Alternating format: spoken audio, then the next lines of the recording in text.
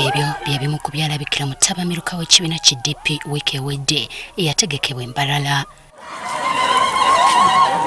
Bangi ebifuba by'ababuguma n'abalala ne bataweebwa na mwaganya kwenyigira mu kulonda okwali kugenda mu maaso. Minisita avunaanyizibwa ku nsonga za ssemateeka Norbert Mao kyakomekkereza yalangiriddwa ku bwa Pulezidenti General w'ekibiina kino. Twasobola okuwangula lwa nsonga ttaano. Ensonga esooka, ebirowoozo byaffe by'amaanyi bye tukkiririzaamu bye tuzze tubuulira abantu. Bannaffe abaali batuvuganya nga basiga bukyayi. Olw'okuba ng'okulonda kuno kwali mu kigoye w'ezinge, olwaleero ono avuddeyo n'ategeeza nga bw'ali omwetegefu okwogerezeganya ne banne bwe baali ku mbiranye ku kifo kino.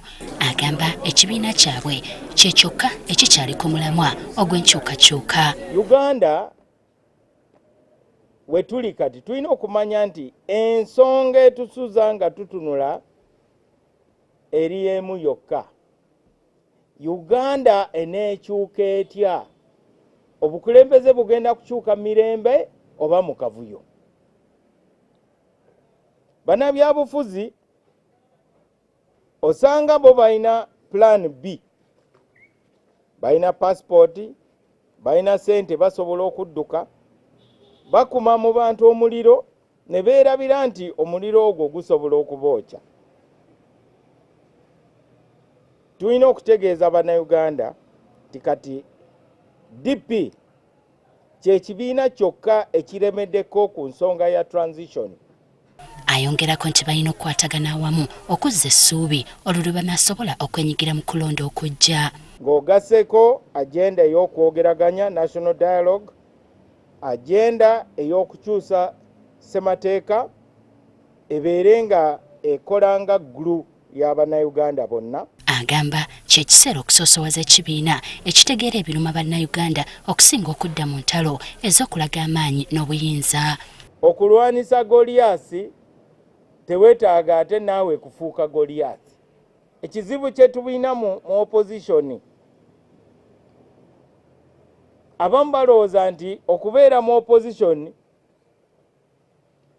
kintu kikulu nnyo ate kiraga nti olina amaanyi. Okubeera mu opposition kitegeeza nti obululu tebwawera. Bw'atyo asabye wabeewo omwaganya ogw'okusonyiwagana basobole okutwala ebigendererwa by'ekibiina mu maaso. Tuyiga okwenenya eri be tukosezza n'okusonyiwa abo bonna abatukosezza. Juzi nalaba pulezidenti w'eggwanga nga yeenenya.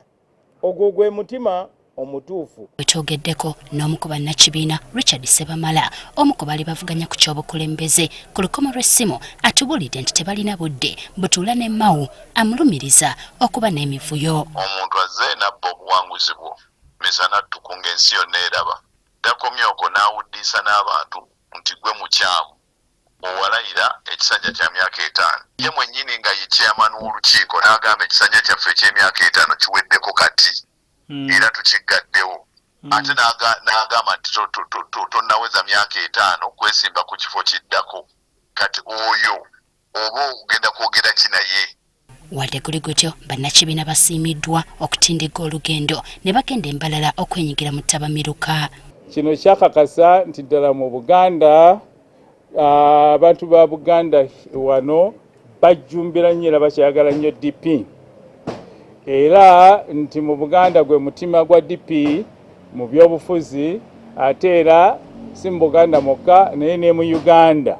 Ekibiina ki DP kye kimu ku binnansangwa mu ggwanga, wabula nga mu kaseera kano kirina okutawaanyizibwa okutagambika olw'enjawukana mu bukulembeze bwakyo. Justin Nakibuule, Agafeeyo ku Spark TV.